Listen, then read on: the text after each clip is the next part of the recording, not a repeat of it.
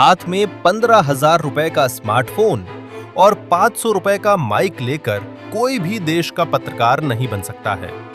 अब digital media के नाम पर चल रही ब्लैकमेलिंग और सनसनी पर दिल्ली हाई कोर्ट ने हथौड़ा चलाया है। तो आइए जानते हैं क्या है पूरा सच। क्या हाथ में माइक और जेब में स्मार्टफोन होने से कोई भी इंसान पत्रकार बन जाता है? सवाल है, क्या डिजिटल मीडिया के नाम पर आज कुछ भी परोसा जाने लगा है? दरअसल यह सवाल हमारा नहीं बल्कि ये सख्त सवाल अब देश की एक बड़ी अदालत ने उठाया है। जी हां, अब दिल्ली हाई कोर्ट ने एक मामले की सुनवाई करते हुए स्पष्ट शब्दों में कहा है कि हर कोई माइक और मोबाइल लेकर पत्रकार नहीं हो सकता। लेकिन अब सवाल यह भी उठता है कि आखिर दिल्ली हाई कोर्ट को ऐसा क्यों कहना पड़ा?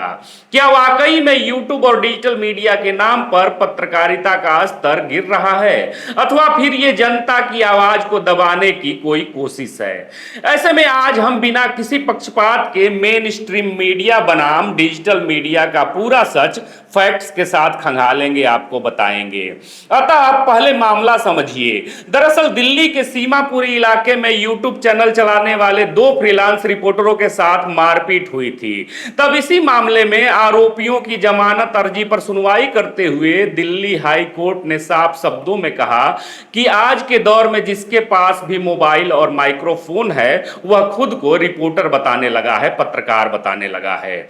वहीं कोर्ट की सबसे बड़ी चिंता यह थी कि इन तथाकथित पत्रकारों के पास न तो पत्रकारिता की कोई औपचारिक ट्रेनिंग है और न ही कोई नैतिक जवाबदेही। इतना ही नहीं, इस दौरान अदालत ने एक बहुत बड़ी बात कही। अदालत ने स्पष्ट किया कि प्रेस की आजादी लोकतंत्र का स्तंभ है, लेकिन इस आजादी का इस्तेमाल ब्लैकमेलिंग, जबरन वसूली या लोगों को डराने धमकाने के लिए एक ढाल के रूप में नहीं किया जा सकता। लेकिन जरा रुकिए, जरा सोचिए, अब दिल्ली हाई कोर्ट की इस टिप्पणी ने देश में एक बहुत बड़ी बहस छेड़ दी है। एक तरफ है हमारा मेन स्ट्रीम मीडिया यानी टीवी चैनल्स और बड़े अखबार, वहीं दूसरी तरफ है डिजिटल और यूट्यूब मीडिया यानी आप और हम जैसे स्वतंत्र मंच। ऐसे में आइए जानते हैं दोनों प्लेटफॉर्म का वह कड़वा सच। अब जरा ध्यान से सुनिए। फैक्ट नंबर 1, तथ्य नंबर 1, नियम और जवाबदेही, जिसमें मेन स्ट्रीम मीडिया के ऊपर प्रेस काउंसिल ऑफ इंडिया और एनबीडीएसए जैसी संस्थाओं के कड़े नियम लागू होते हैं। अर्थात अब यूं कहें तो खबरों को ऑन एयर करने से पहले पूरी लीगल टीम और एडिटर्स उसे चेक करते हैं, जबकि डिजिटल मीडिया में ऐसा कोई नियम नहीं है। अर्थात अब यूं कहें तो कोई भी व्यक्ति बिना किसी डिग्री, क्वालिफिकेशन या बैकग्राउंड वेरिफिकेशन के आज एक यूट्यूब चैनल या फेसबुक पेज बना सकता है।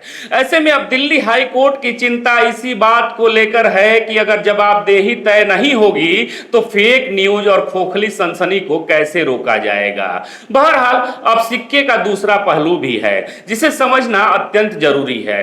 दरअसल आज मेन स्ट्रीम मीडिया को छोड़कर यूट्यूब और डिजिटल मीडिया पर बड़ी संख्या में दर्शक वर्ग आने लगे हैं। वहीं आज मेन स्ट्रीम मीडिया पर अक्सर कॉरपोरेट दबाव, राजनीतिक झुकाव और सिर्फ टीआरपी के लिए चिल्लाने के बड़े आरोप लगातार लगते रहते हैं, क्योंकि जनता को यह लगता है कि मेन स्ट्रीम मीडिया में बड़े बड़े स्टूडियो में बैठकर ग्राउंड रियलिटी यानी जमीनी हकीकत नहीं दिखाई जा रही, जबकि डिजिटल मीडिया की सबसे बड़ी ताकत है उसकी पहुंच और निडरता।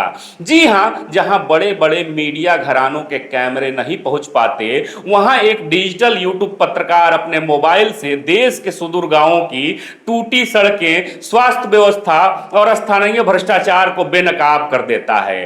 अर्थात अब यूं कहें तो डिजिटल मीडिया जनता की वो असली आवाज बनती जा रही है जिसे दबाया भी नहीं जा सकता। लेकिन गौरतलब यह भी है कि इसी ताकत के साथ डिजिटल मीडिया में कुछ गंभीर बीमारियां भी आई हैं।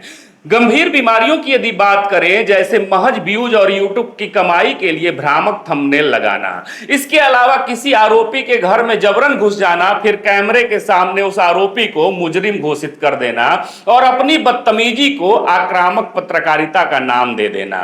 इतना ही नहीं, बिना किसी जांच पड़ताल के किसी भी अफवाह को खबर बनाकर वायरल कर देना।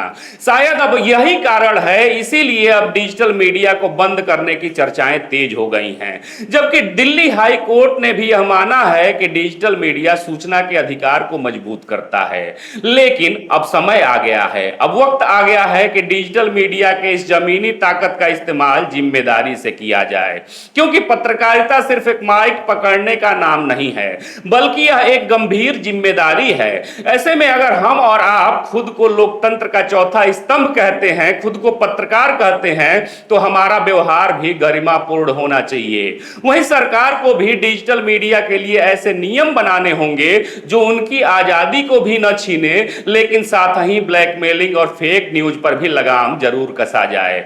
बहरहाल आप इस पूरे मुद्दे पर क्या सोचते हैं? क्या आपको लगता है कि यूट्यूब और डिजिटल मीडिया के लिए कड़े नियम लागू होने चाहिए, अथवा फिर आपको लगता है कि मेन स्ट्रीम मीडिया से बेहतर आज स्वतंत्र पत्रकार हैं, डिजिटल मीडिया काम कर रही है? आप भी कमेंट बॉक्स में जवाब जरूर दीजिएगा। फिर से मिलेंगे एक नए वीडियो में, तब तक देखते रहें खबरों खिलाड़ी। जय हिंद, जय भारत।